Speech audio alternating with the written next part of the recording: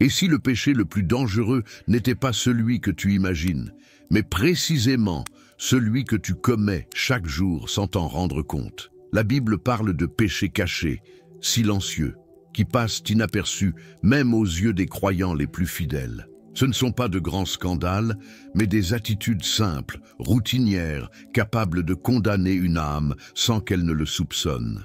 Aujourd'hui, nous allons révéler quel est ce péché quotidien, si courant parmi les chrétiens, mais contre lequel l'Écriture avertit avec des paroles dures et prophétiques.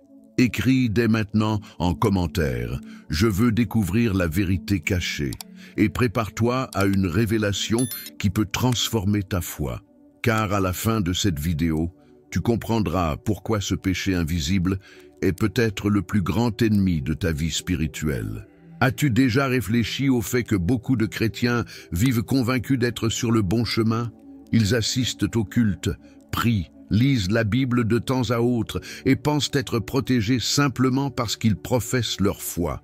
Mais l'Écriture nous met en garde de manière troublante. Celui donc qui sait faire le bien et qui ne le fait pas commet un péché. Jacques 4, 17. Voilà une vérité que presque personne ne veut affronter. Il ne s'agit pas seulement de commettre des actes visibles de méchanceté, mais de négliger ce que Dieu attend de nous. Et c'est dans ce silence, dans cette omission déguisée en routine, que réside l'un des péchés les plus dangereux de la vie chrétienne. Le péché quotidien n'est pas nécessairement quelque chose de scandaleux, de honteux publiquement. Il est subtil. Il se cache dans le manque de pardon, dans l'indifférence face à la souffrance d'autrui, dans l'orgueil camouflé en religiosité. Il se glisse dans la distraction spirituelle, dans la négligence de la prière, dans le conformisme devant le mal. C'est un péché qui n'étonne pas la société, mais qui ronge l'âme en silence. Combien de chrétiens vivent ainsi, persuadés d'être en paix avec Dieu, tout en nourrissant chaque jour des attitudes qui les éloignent de lui sans même s'en rendre compte? Les prophètes de l'Ancien Testament avertissaient déjà contre cet état d'esprit. Ésaïe dénonçait le peuple qui observait les rituels et les fêtes religieuses, mais oubliait la justice, la miséricorde, l'attention envers les nécessiteux. Jésus, des siècles plus tard, reprit le même avertissement contre les pharisiens. Religieux, zélés en apparence, mais aveugles face au poids de l'amour et de la compassion. C'est sur ce terrain que prospère le péché invisible, lorsque la forme est respectée, mais que le cœur s'égare. C'est peut-être pour cela que la parole de Dieu décrit la tiédeur spirituelle comme quelque chose qui provoque le dégoût divin.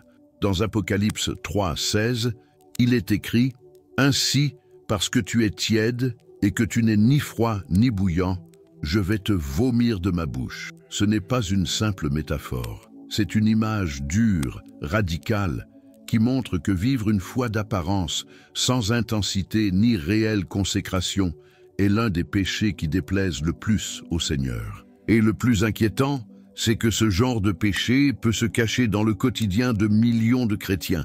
L'orgueil aussi se manifeste de façon silencieuse. Ce n'est pas seulement l'arrogance explicite, mais cette subtile impression de supériorité spirituelle. Se croire meilleur que les autres parce qu'on va à l'église, parce qu'on respecte des règles extérieures, parce qu'on paraît plus saint aux yeux des hommes. Cet orgueil, dissimulé sous le masque du zèle, est condamné par les Écritures. Souviens-toi de la parabole du pharisien et du publicain. Le pharisien remerciait Dieu de ne pas être comme les autres, tandis que le publicain implorait seulement la miséricorde. Jésus affirma que c'est le publicain, et non le pharisien, qui repartit justifié. Cela devrait nous remplir de crainte, car cela montre qu'on peut même pécher en priant. Un autre péché quotidien, si courant qu'il passe inaperçu, c'est l'indifférence. Combien de fois avons-nous détourné le regard devant la douleur d'autrui? Combien de fois avons-nous fermé notre cœur face aux besoins du prochain? Jésus a été clair. Au jugement dernier, beaucoup seront surpris par cette sentence. J'ai eu faim et vous ne m'avez pas donné à manger. J'ai eu soif et vous ne m'avez pas donné à boire. J'étais nu et vous ne m'avez pas vêtu. Matthieu 25, 42, 43. Ces paroles révèlent que ce n'est pas seulement le mal commis qui condamne, mais aussi le bien que nous avons négligé de faire. Et quoi de plus quotidien que d'ignorer de petites occasions d'exercer l'amour? La négligence spirituelle est peut-être la forme la plus perfide de ce péché. Il est facile de dire « je suis chrétien », mais combien prennent réellement le temps chaque jour de chercher la présence de Dieu?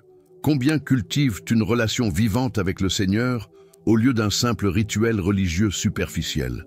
Le manque de prière, de lecture de la parole, de communion sincère ne paraît pas grave aux yeux du monde. Mais la Bible dit que le diable rôde, cherchant qui dévorer. Une vie distraite spirituellement est un terrain fertile pour la chute. Et le plus effrayant, c'est que ce péché n'agit pas isolément. Il s'infiltre dans toutes les sphères. Celui qui s'accommode spirituellement ne se rend pas compte du moment où il commence à justifier de petits mensonges, à excuser des attitudes égoïstes, à entretenir des pensées impures ou à nourrir des rancunes. Un cœur qui s'habitue aux péchés subtils finit par accepter peu à peu des péchés bien plus graves. C'est comme une fissure invisible dans une muraille. Elle paraît petite, mais elle ouvre la voie à la destruction totale. Les grands prédicateurs de l'histoire ont toujours mis en garde contre ce danger. Charles Spurgeon disait « Les péchés subtils sont plus dangereux que les scandaleux, car on les reconnaît rarement ». Saint Augustin confessait que, même après sa conversion, il luttait chaque jour contre des désirs cachés, des pensées dissimulées et des inclinations secrètes que personne ne voyait. Cela montre que le plus grand champ de bataille du chrétien n'est pas à l'extérieur, mais dans les profondeurs de son cœur. Et voici l'ironie douloureuse. Beaucoup de chrétiens recherchent des signes extraordinaires, des miracles, des prophéties, tout en négligeant les petits détails qui révèlent leur véritable état devant Dieu. Ce ne sont pas les grandes œuvres qui déterminent la fidélité, mais l'obéissance constante dans les petites choses. Jésus a dit « Celui qui est fidèle dans les petites choses l'est aussi dans les grandes, et celui qui est injuste dans les petites choses l'est aussi dans les grandes. » Luc 16, 10. Cela signifie que le péché quotidien, répété jour après jour, est la véritable clé qui révèle la condition réelle de notre foi. Aux yeux des hommes, cela peut paraître inoffensif. Personne ne se scandalise parce que tu n'as pas prié aujourd'hui, ou parce que tu as ignoré quelqu'un dans le besoin, ou parce que tu as nourri de l'orgueil dans ton cœur. Mais devant Dieu, ces petites fautes accumulées forment une barrière de plus en plus épaisse entre toi et sa présence.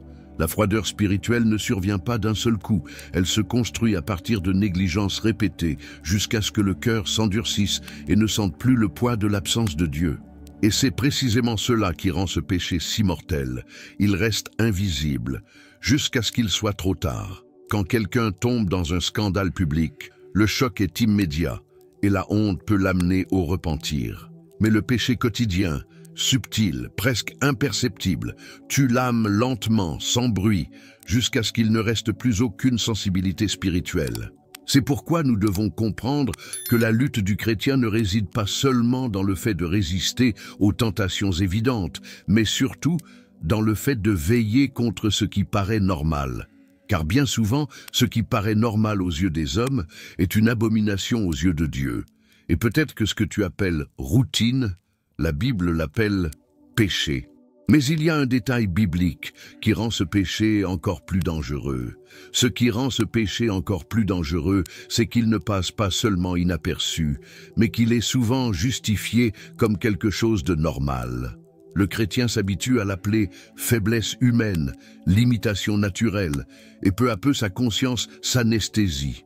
La Bible avertit que la conscience peut être cautérisée, insensible, incapable de ressentir le poids de la transgression. Et lorsque cela se produit, le péché quotidien cesse d'être un accident pour devenir un style de vie. L'histoire de l'Église est remplie d'exemples de péchés apparemment insignifiants qui ont fini en tragédie spirituelle. Pendant des siècles, des prédications et des écrits anciens ont averti contre le danger de l'indifférence. Des hommes et des femmes qui se croyaient fidèles découvrirent trop tard que leur foi avait été rongée de l'intérieur. L'ennemi détruit rarement d'un seul coup. Il érode l'âme peu à peu avec des négligences et des omissions.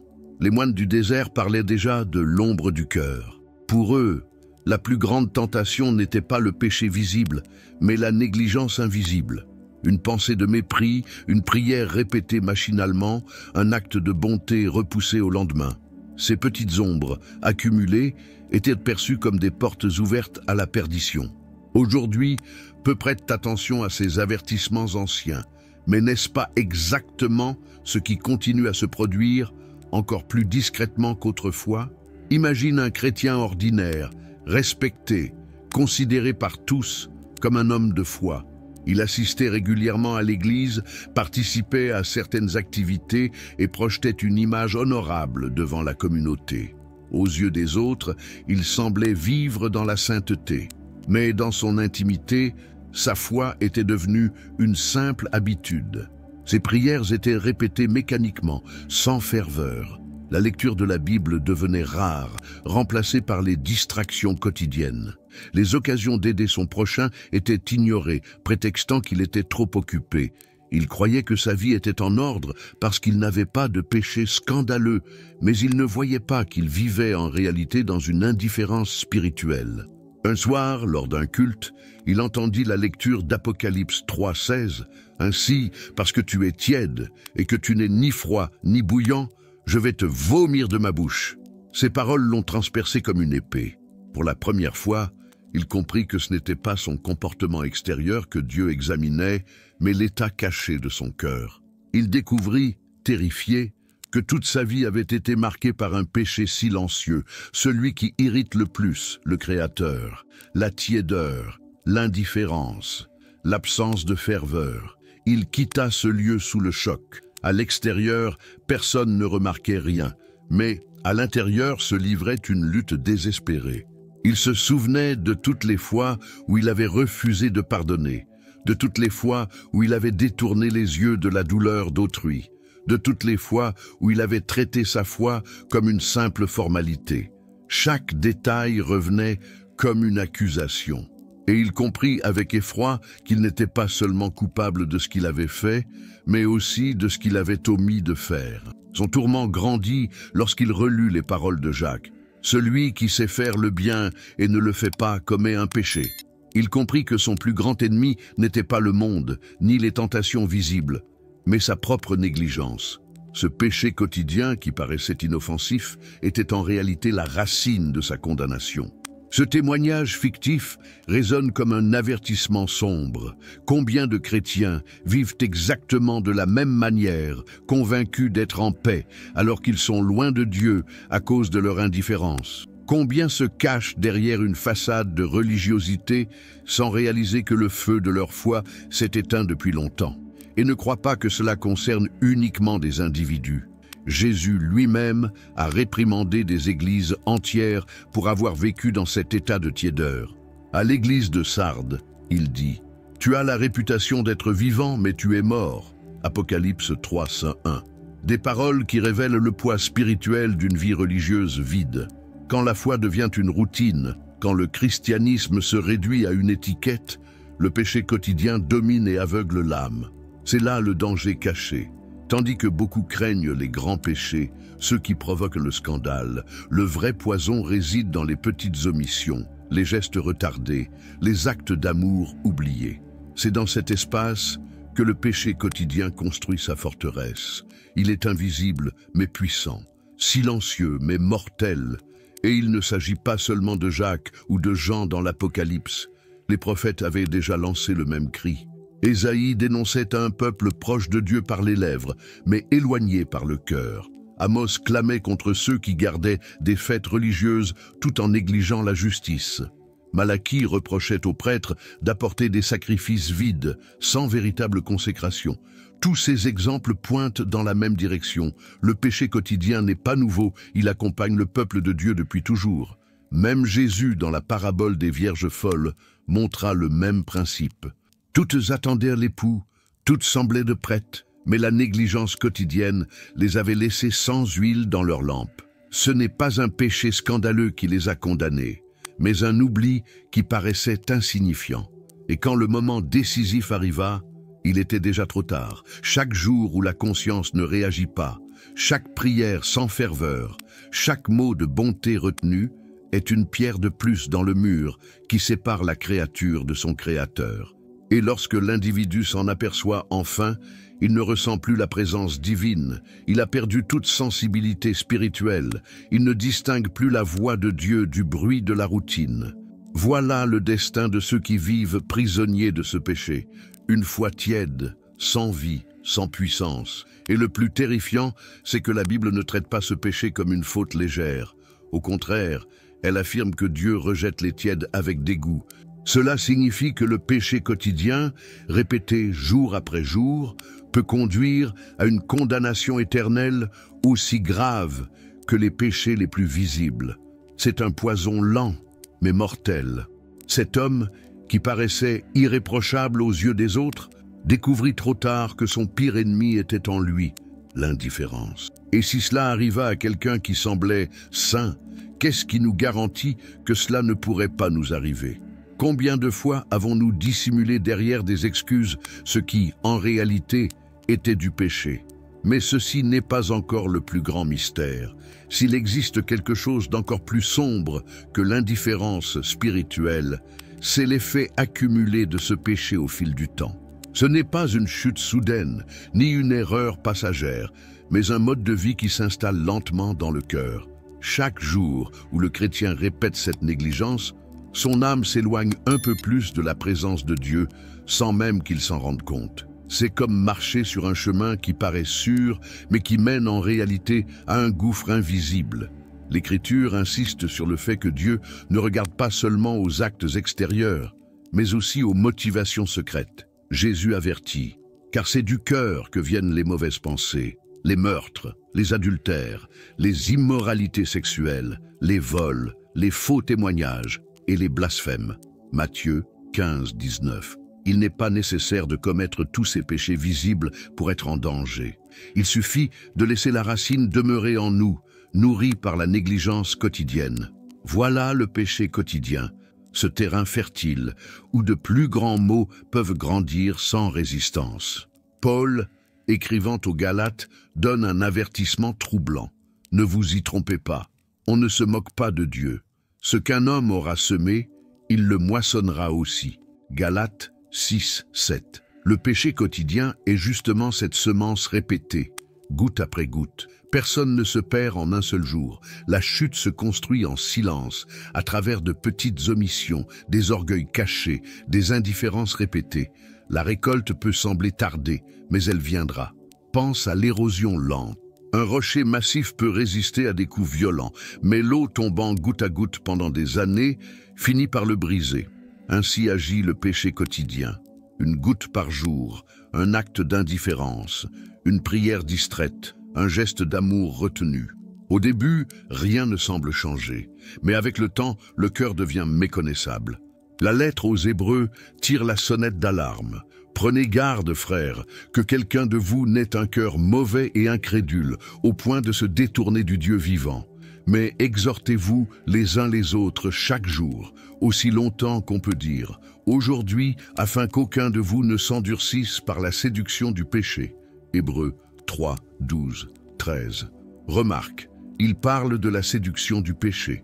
Le péché quotidien séduit, fait croire que tout va bien, que la foi est intacte, alors qu'en réalité, le cœur s'endurcit petit à petit. Le plus dangereux, c'est que la routine religieuse peut masquer ce processus. Beaucoup continuent de chanter, de prêcher, de servir, sans réaliser que leurs paroles sont vides. Ils conservent la forme, mais ont perdu le feu. Voilà ce qui rend le péché quotidien plus mortel que tout autre. Il permet à une personne de croire qu'elle marche dans la lumière, alors qu'elle s'éloigne chaque jour davantage de la vérité. Et ce n'est pas seulement une affaire individuelle. Ce péché peut détruire des communautés entières. Quand trop de fidèles vivent ainsi, une église entière peut devenir tiède, satisfaite de ses apparences. C'est exactement ce que Jésus reprocha à l'église de Laodicée. Riche, organisée, mais spirituellement vide. Parce que tu dis « Je suis riche, je me suis enrichi et je n'ai besoin de rien ». Et parce que tu ne sais pas que tu es malheureux, misérable, pauvre, aveugle et nu. Apocalypse 3, 17. Voilà le portrait exact d'une foi rongée par le péché quotidien. Et ce problème n'appartient pas seulement au passé. Aujourd'hui encore, beaucoup vivent de cette manière. Ils prient sans ressentir, chantent sans adorer, servent sans aimer, parlent sans pratiquer ce qu'ils disent. Ils ne commettent pas de scandale, mais ils ne portent pas non plus la flamme de l'esprit. Le plus effrayant, c'est que cet état n'est pas neutre. Jésus n'a pas dit que les tièdes étaient faibles.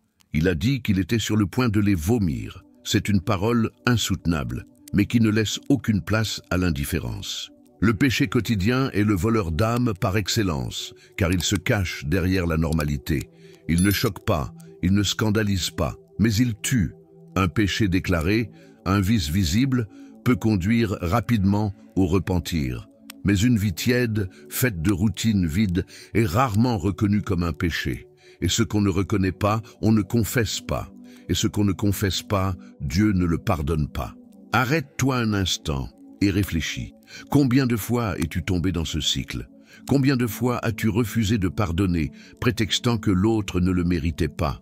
Combien de fois as-tu négligé la prière, trop fatigué pour chercher Dieu?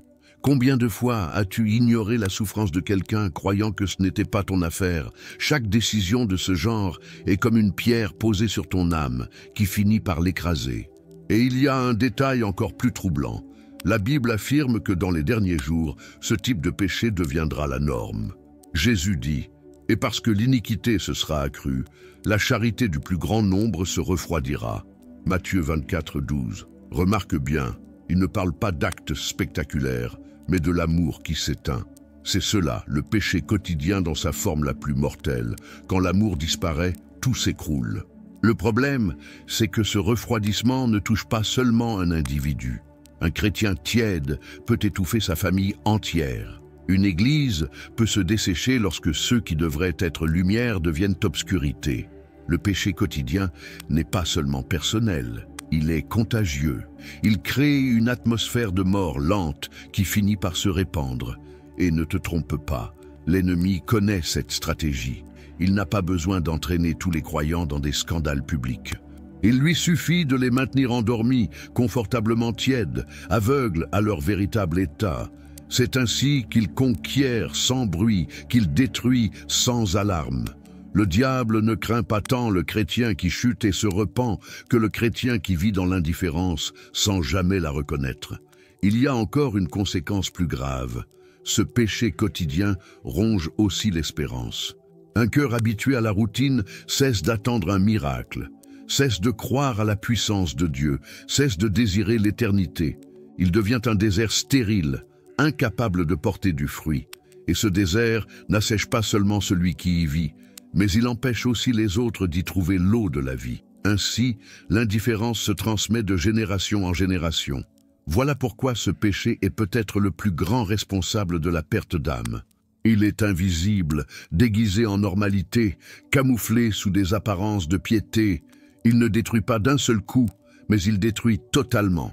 Il ne rugit pas comme un lion, mais en silence, il dévore. Et peut-être est-il en train d'agir dans ta vie, en ce moment même, sans que tu en aies conscience. Car il existe une vérité interdite sur ce péché, qui pourrait bouleverser tout ce que tu crois.